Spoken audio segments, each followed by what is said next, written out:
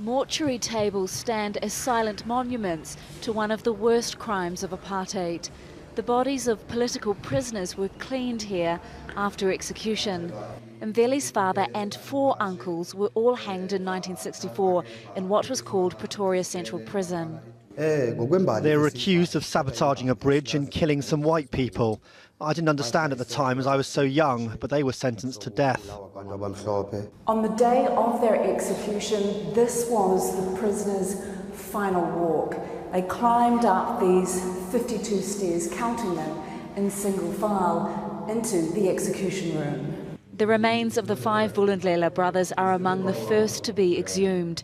But first, a cleansing ceremony in the hangman's chamber. To see the nooses and the painted footprints indicating where their loved ones stood, 7 at a time, before being hanged.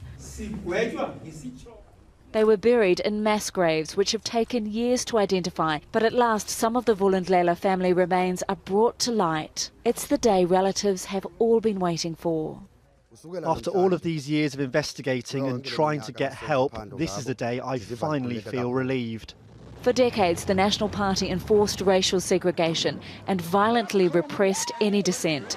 Many died fighting it, some famous, others forgotten by all but their families.